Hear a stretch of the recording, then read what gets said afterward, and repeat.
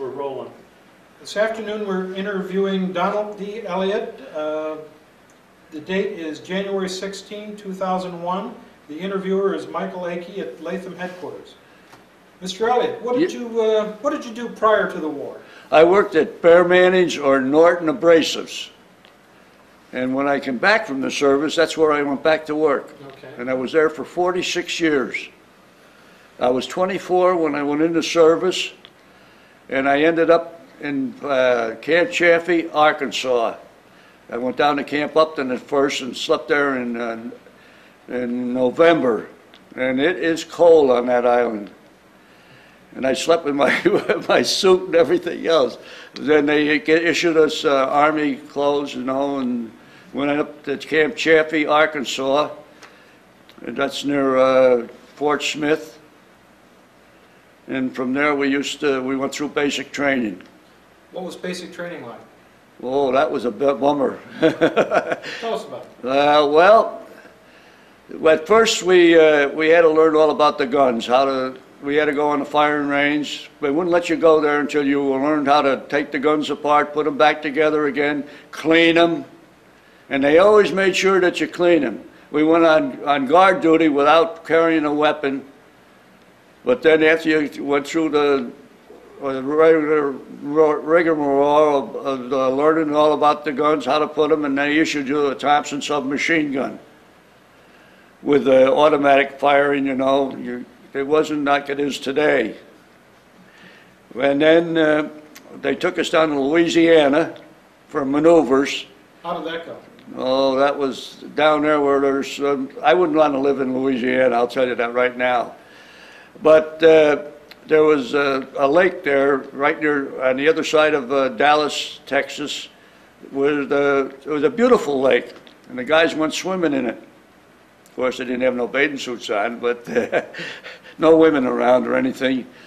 And when they come out, the lieutenant said to them, how did you enjoy your swim? Oh, that was a beautiful lake. It's nice and warm, you know. That was in the wintertime, too, down there. It was summer. He says, you know what's in that lake, don't you? He says, water moccasins, crocodiles. And then we went out to the Mojave Desert in California. And while we were there, we were transferred over to the 708 Amphibious Tank Battalion. They took a whole battalion of us, took us away from the 6th Armored Division. We went up to Monterey Bay, and we had to learn all about loading them on the LSTs and getting off the LSTs, and then they shipped us over to Hawaii. Now, what vehicle were you using? What did I do in the tanks? Well, what kind of tank was it? It was an amphibious tank. It was very light armor on them. A .30 caliber bullet could knock them out easy. But the Japanese didn't know that, so it's a good thing they didn't. But few of our tanks did get knocked out. On Saipan, they had a 75 howitzer gun on the beach, and you couldn't see that. You could walk right up on it, and you couldn't see it. And every day, those Japanese put new camouflage on it. Every day.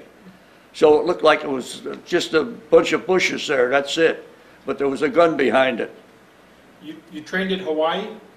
Oh no, Saipan, Tinian, Marshall Islands, Okinawa, Philippines. Your initial training was where? In the Philippines, or in Hawaii. In Hawaii. I was stationed at Cocoa Head. They called it Cocoa Head. And I went visiting. I went up to Schofield Barracks and visited with the 27th, which was over there. Did you have friends in the 27th? I had friends in there, yep. All the guys knew me. Kenny Johnson, and we called him Leland Carrier. We had a nickname for him. We called him Horse Carrier. If you ever know the Carriers up in Lansingburg, you used to run the store at Diamond Rock Hall. Well, that's one of the Carriers. And Bud Carrier is still around, his brother. So you got to see your friends with the 27th? I went to see my friends at the 27th. Okay. How long were you training with your tank? We had 2 months to learn how to load them on LSTs and how to get them off of there. And I was assistant driver, a radio operator, a machine gunner, and I was the first aid man in the tank. It doesn't show up on my discharge, but that's what I did. I saved one man's life. How big was the crew of the tank? 7 men. If that tank gets not out, 7 men lose it. We were just lucky that we didn't lose anybody. When you left Hawaii, did you know where you were going? We never knew where we were going. They wouldn't tell us until we were almost there. They'd bring out the maps, and then they'd tell you all about the islands from photographs, you know, that they took from the air. Saipan was the worst one we ever hit. They were waiting for us. Okay, can you tell us about that operation? We went in on the first wave. The first wave of when we hit the beach. And boy, we were firing into everything we had. I was right up in the front. And I wouldn't want to see it again. I wouldn't want to see anybody go through what we had to go through. Now, did you go in with the 27th Division or did you go in with the Marines? We went in with the Marines. The 4th and 2nd Marine Division was on that island.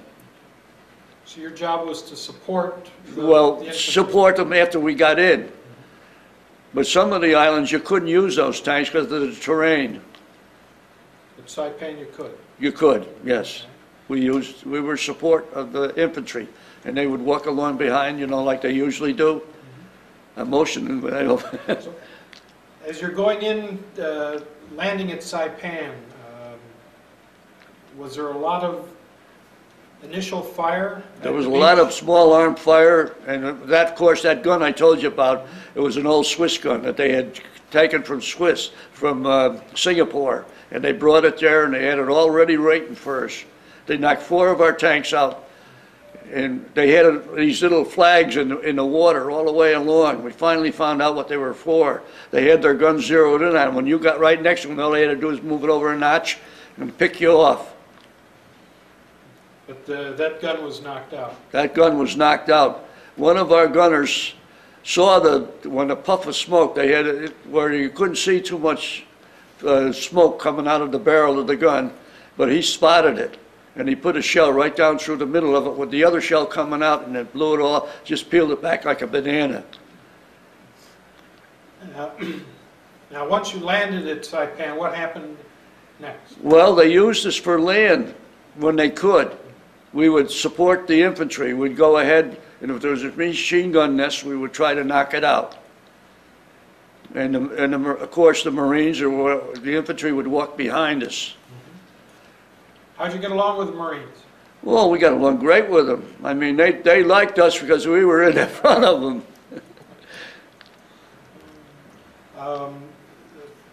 So the second day on the island you were doing what? After we do maintenance on the trucks. We grease the bogey wheels, and if there was any bogey wheels got broke off by the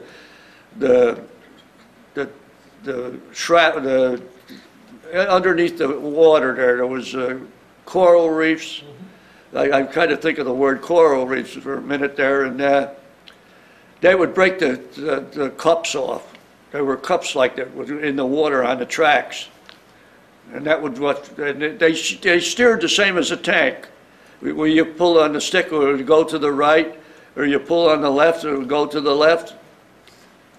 And you were armed with basically a 30 caliber machine gun? 30 caliber machine guns in the front and up in the turret, and then there's scarp rings on each side of the turret with 30 caliber machine guns.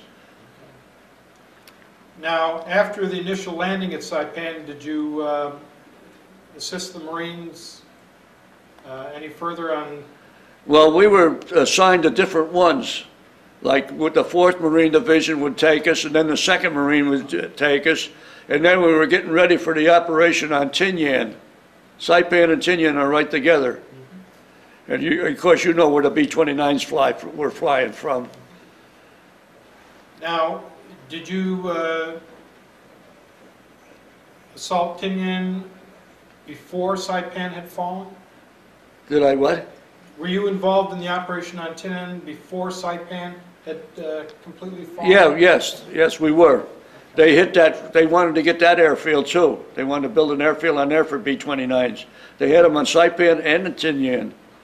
What was that operation like? Well, there wasn't much there. The Japanese had taken all of their troops, most of them off of there, and put them over on Saipan. See, that was loaded. They really had everything on there. Did you get to see any of your friends from the 27th Division while Not while we were Saipan? fighting, no. We were too busy for that. They had to wait till it cooled down a little bit, and then they gave us passes. They gave you passes while you were on Saipan? Yeah. What was that like? It was just one-day pass. We had hits. Every Army guy, that truck came along, give you a ride. There was nobody else to give you a ride. So where'd you go? We went up to the northern end of the island where they were bivouacked, the 27th. And they treated us great. Took us into their mess hall, and they gave us a nice meal, whatever they had. Did they talk at all about the relief of Ralph Smith? Yeah. What was that like? Oh. I don't understand what you mean by Ralph Smith. Well, Ralph Smith was the Army general who Holland Oh, Smith, the Marine yes. relieved. They couldn't get along too well. I understand what you mean. Yeah, we heard all about it. From probably both sides. Both sides. What were the 27th Division guys saying? Well, they liked the Army general. They didn't think too much of the Marine general.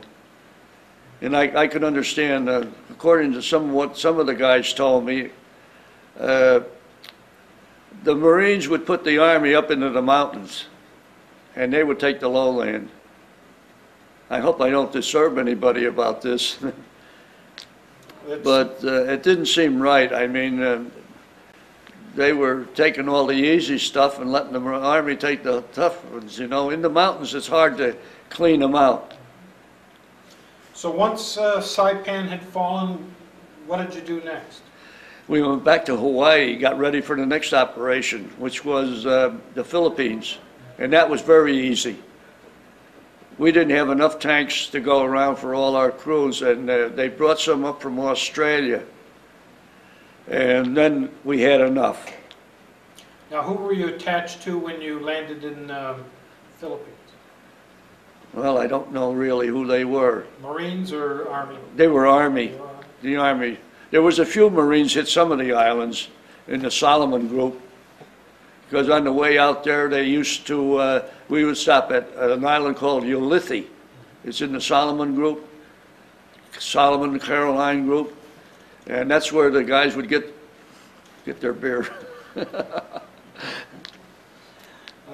So the invasion of the Philippines went Pretty easily, pretty easily. yeah.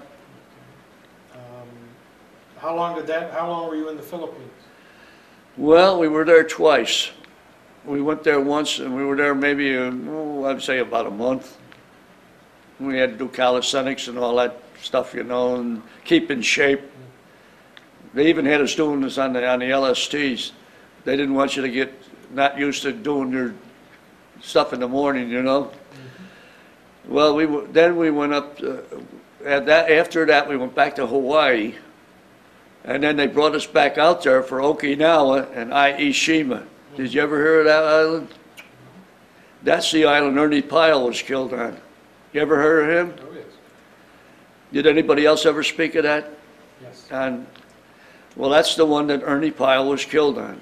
We were on there, and we had our one lieutenant. He was from Australia.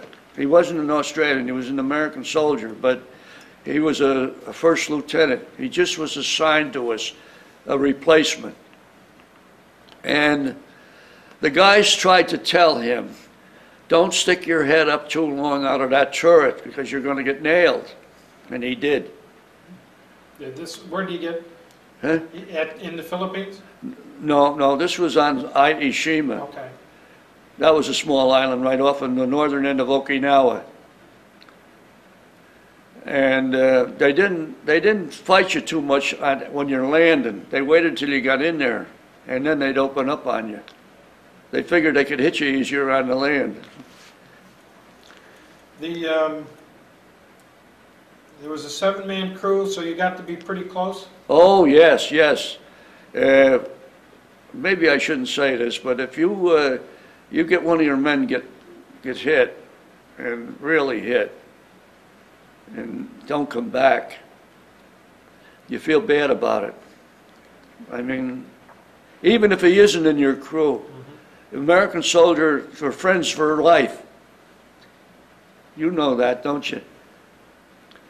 And if you see a Jap, I'm going to be vulgar now, you don't let him live. But you can't blame that on all Japanese people. The samurai was the worst.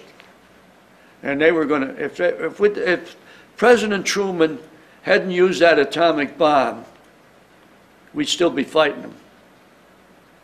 Maybe you don't want to hear that, but that's the way it is. And they were training all those people to fight us. You could imagine what lives would have been lost. I'm not trying to preach to you, but this is facts. They had all their kids, all the women and children, learning them how to fight, how to shoot guns. The Japanese people they hated us. But now they're finding out we're different. The natives over there, over on Okinawa and all them places, we weren't fighting them. We tried to get them out of the way because we didn't want to shoot them. And the people would come out of the caves, you know, and they'd have to feed them. We would feed them. We weren't fighting women and children, just as soldiers. That's all we were after. And they wanted them islands. I don't know what they're doing with them now. So there were a lot of civilians on Saipan? Oh yeah, there was. And the natives and the Japanese soldiers and the Japanese people that were there had them so scared of us, they were jumping off of cliffs. Maybe you heard this before. Did you witness any of that? Pardon? Did you see any of that? Yes, I did. And I tried to motion to them. They couldn't understand what I was saying. I motioned to them to get out of the way. And then they just stand there. They were so scared of us, they didn't even know enough to move.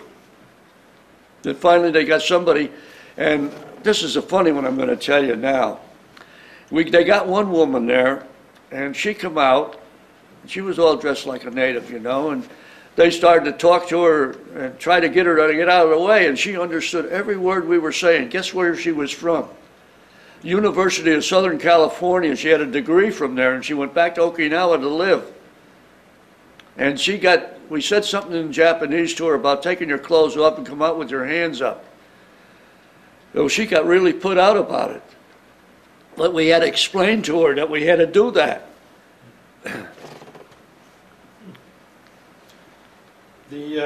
What were your officers like? Our officers were great.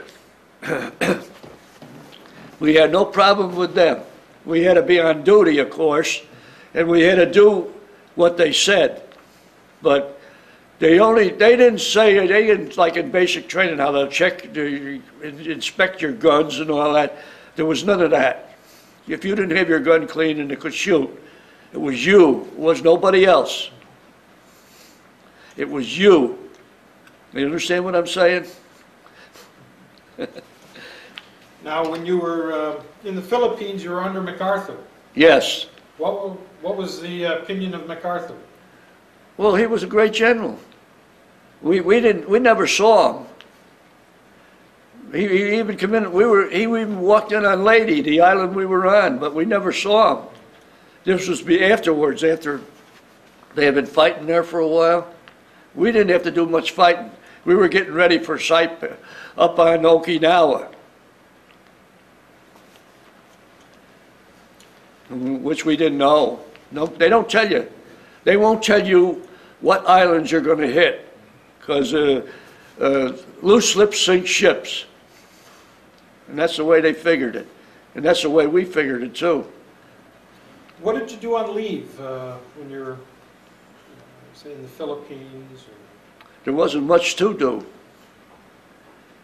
We didn't even, of course, I told you we went on Leyte to get our beer. There was no beer there for us. Did you get any USO shows? No, there was nothing there like that. You had to entertain yourselves. Yeah, well, we had to clean guns, we had to get the tanks ready, you know, and so forth. We had guard duty, and KP, and that's about it. It's that regular Army stuff. What'd you think of your equipment? Was it good equipment? The only thing I found fault with was the amphibious tanks weren't up to par. They were good in what we had, but I told you, 30 caliber bullet would knock them out. We had one when we landed on IE Shima. I don't know if I'm pronouncing that right, but that's the way we used to say it. And this guy that ran was the tank commander, was from Albany. His name was Ralph Brando. And he got knocked out going right on the beach with a 30 caliber bullet. So your only complaint was the armor in the tank? The armor in the tank was no armor. They put a piece of armor up there, but they didn't, you know how steel has to be hardened? Well, that wasn't hardened. They just put that there to keep us quiet. Maybe I shouldn't say that. Say anything you want. Do you feel your training was good training for what you... It was good training. Of course, when you're going in on the first wave, I don't know how much training, if how much training you got if your tank gets hit. And we all wore these, you know the vests at the airfield, Air Force, or the guys that fly the planes, we had the same thing. And it was automatically when they had a cylinder in there that you press and it would fill up with air, you didn't have to blow it up. And then we had our guns, which was a Thompson submachine gun. And we had to watch them, the Marines. They would try to steal them off us because they loved them. The 45s, you know. He's shaking his head, yes. He knows. They packed a wallet. Huh? They packed a wallet. Oh, yes, and the clips would go with them, too. And the ammunition. See, the tanks were loaded. We had all kinds of ammunition. Everything. From a 75 howitzer down to a 37. If the gun was a 75 howitzer, that's what you had. And 45s, you didn't have to worry about ammunition. You had all the and there's never a bullet that would not fire. I don't know what they call that now, but that's the way I got to describe it. Every bullet we put in that gun would fire. No misfire. No misfire whatsoever. Whoever was back here in the States did a good job of making the ammunition for us. And it's a darn good thing they did. Did you sleep in your vehicle? Or? Oh, yes. Oh, yes. We never dug a hole. At first, we'd get out there and dig a foxhole. But there was more protection in the tank. We had one man up on the turret, and he would alert the rest of us if anything happened. And we had a machine gun on the front of the tank outside and one on the back of the tank where the motor was. So if they come in the back, well, if anything happened, they had these flares flying every night. The artillery would shoot flares up. We'd call on the radio, we had the radio going, and that's where I usually slept, and the radio would wake me up. And then one night I went on the radio for the company. It was attached to a battalion, or the Marines. And they wanted to get a good operator. I don't know if I'm that good or not, but anyway, that's what they did. That's what the sergeant told me, to go on the tank, go over there. And I took my gun with me. And in the morning, I was on from 10 o'clock at night till 6 in the morning, and you couldn't sleep because you never knew when they were going to call you.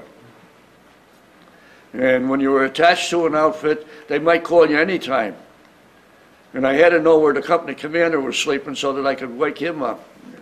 And I didn't like to walk out there at night. You never walked at night.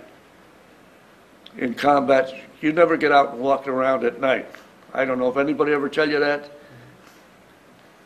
Did you have infantry dug in around you? Well, not really, no. We had to do our own guard duty, like. One guy would have to stay awake. And then you would stay awake 2 hours, and then he'd be on 2 hours, and you'd sleep for 4. Then you'd be back on there again. and you get up in the turret. Did you, how many tanks did you generally operate with? There was 5 tanks to a platoon. And I don't know how many would be in it. There was 4 platoons. We had about 20 or 30 tanks, 20 or 25 tanks rather. The,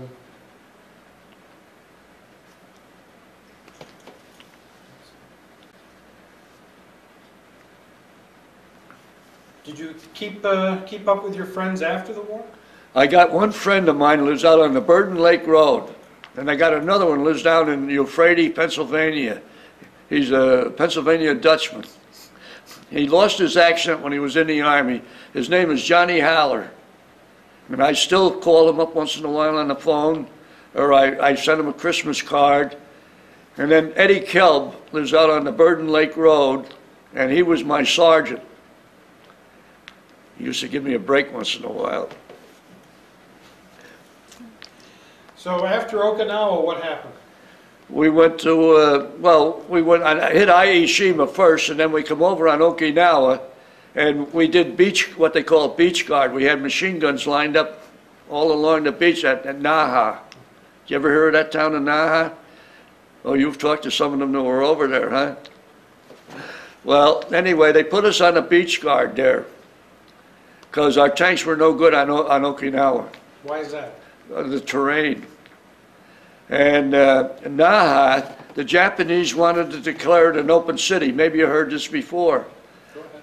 And every time we tried to run our tanks through there, they'd knock them out. So they leveled the city. It was all there was bricks when we were there. They blew all the buildings right apart. So they put us on the beach guard, so the Japs were on one side. There was a harbor ran right up through the city. Am I describing something?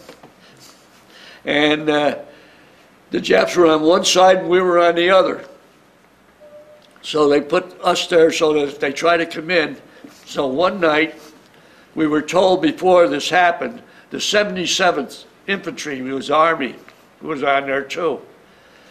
They come in their rubber boats. They had been over on where the Japanese were, and we knew they were coming in, but it came in dark. If that was a Jap, they wouldn't have made it, because we would have got the other guys up. One guy sat in a little house like we built, and would have awoken the other guys, and the machine guns would have been blasted.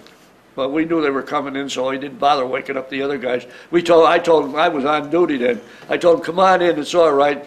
And one of the guys says to me, the Ford 77, they were all in black. Geez, it's good to hear English again. Because they get a Japanese and they questioned them, but they didn't bring them back. So how long were you on beach guard duty? It was about a week or 2. And after that? They took us out of there and we went back on the LST and they took us back to Hawaii, where we landed in the Philippines. And then from there we come back to Hawaii. And on the way back, the war ended. So where were you exactly when the war ended?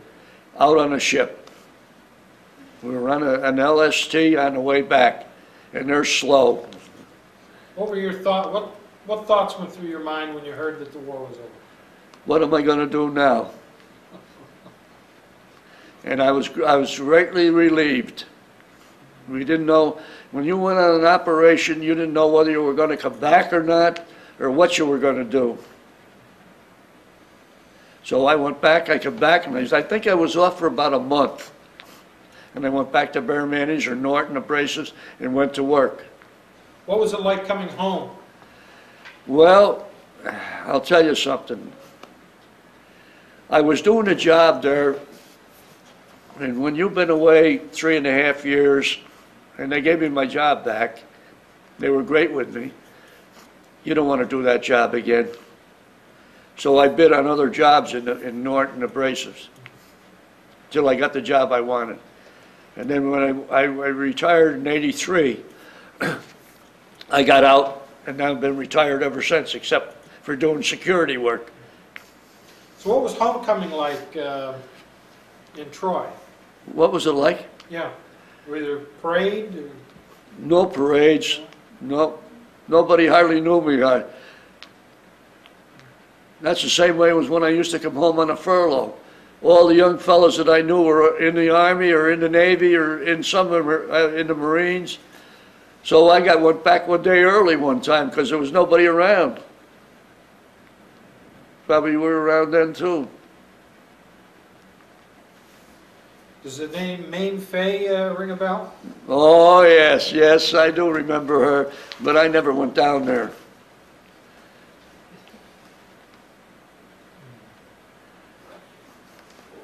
Where were you when you heard about Pearl Harbor? I was at the Troy Theater. Remember the Troy Theater on River Street? I sat there and they come up on the screen that the Japanese had hit Pearl Harbor. I says, goodbye. I was 1H then, and then when I got, about a week later, I got 1A. And I went down to the Washington Avenue Armory in Albany, and we were all walking around there naked as a jaybird. And there was one, can I say this? One fella there didn't want to take his underwear off. I don't want to say what he was, but maybe you can use your own judgment on that. Will this be bad for kids to look at? They probably know more than I do now, but that's the way it was. So if I told him to go on home, his character wasn't wanted in the service. They probably have him in there now, don't they? Maybe I shouldn't have said that. Let's see. Is there any? How did you feel about when the war was over? About your contribution? Was it worth it to you? Yes, it was. This is the greatest country in the world. If you hear about other countries the way they are, you know it. I'm not sorry I fought for them. I'm not a bit. And a lot of these younger fellas, if they get a chance, I don't mean that they should go in and fight or anything, but if they get a chance, there's nothing wrong with the service. It teaches you to take orders. And some of these kids today can't take orders. They don't even take orders from their people. Maybe I'm wrong. Maybe I got the wrong idea. But I think, I'm not trying to preach to you or anything like that, but you got to learn to take orders before you can give orders. You taught you that too, didn't they? Is there anything else you'd like to share with us about your military experience? Well, I had to take a lot of guff. I was in with the, what they call rednecks, and they didn't like us. These were guys from South. South. I'm not going to say anymore. But they didn't care for us too much. And some of them found that they, after a while, they thought they were going to go back. After they got through with us basic training, we got furloughs then. We come home on a 15-day furlough. And if we were out in California, and it took you 6 days to get home, and then you only had 9 days home. You know, 3 days here and 3 days back. That's all on your furlough. This is when you were with the 6th Armored? That was the 6th Armored Division. So there was a lot of Southerners in the 6th Armored Division? Oh, yes. First sergeants. There's nothing against the Southerners. I don't have nothing against them, but they're still fighting the Civil War. I hope if the Southerners see this, they won't be mad at me, but that's the way it is.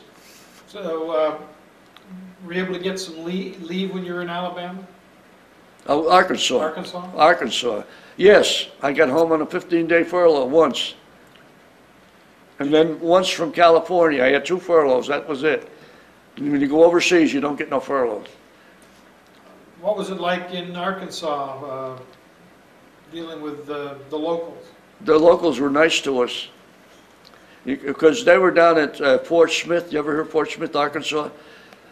Well, they didn't have nothing until the Army camp was built there. That was Camp Chaffee. And Camp Chaffee was used for the Japanese Americans that were taken from the West Coast had brought to that camp, they used it for that. They took the armory out of there.